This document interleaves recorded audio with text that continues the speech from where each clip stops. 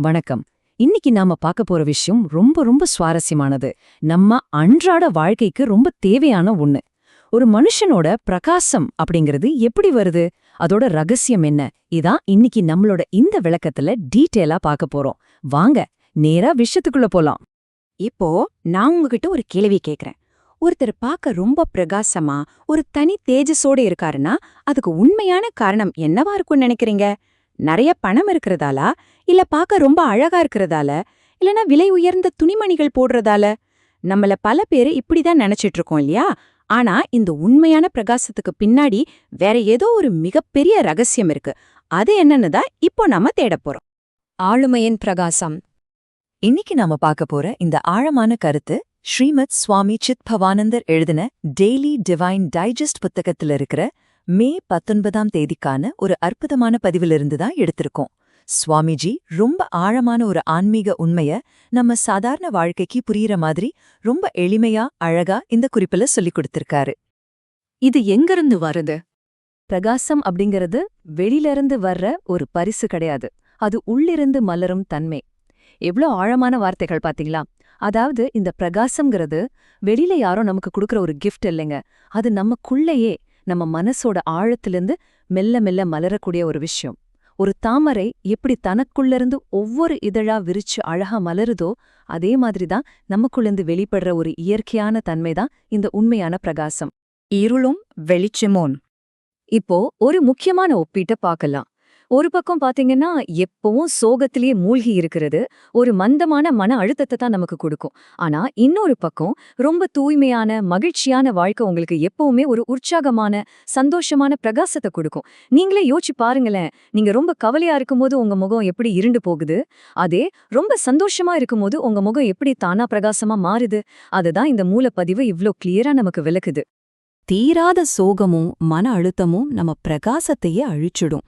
இது நம்ம ரொம்ப கவனிக்க வேண்டிய ஒரு முக்கியமான எச்சரிக்கை.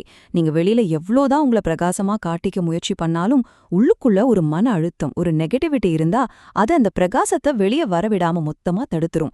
இது ரொம்ப சீரியஸா நம்ம கவனிக்க வேண்டிய பாயிண்ட். இது உங்களுடைய பேவு.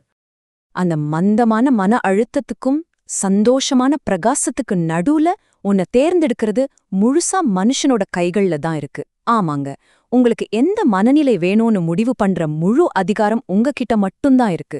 வேற எந்த ஒரு வெளியாட்களும் வந்து உங்களை சந்தோஷப்படுத்தவோ இல்ல சோகப்படுத்தவோ முடியாது.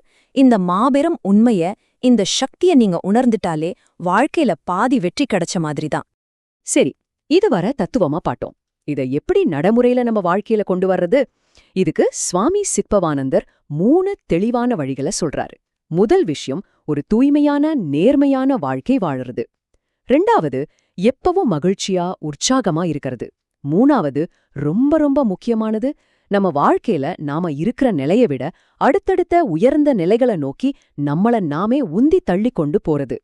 இந்த 3 விஷயங்களையும் நம்ம தொடர்ந்து செய்ய ஆரம்பிச்சா நீங்க தேடாமலேயே பிரகாசம் உங்களை தேடி தானா வரும்னு இந்த பதிவு ரொம்ப ஆணித்தரமா சொல்லுது.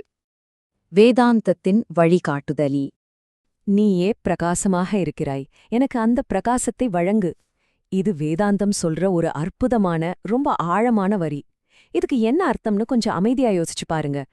பிரகாசம் அப்படிங்கிறது நாம வெளியில எங்கேயோ தேடி அலையிற ஒரு பொருள் கிடையாது.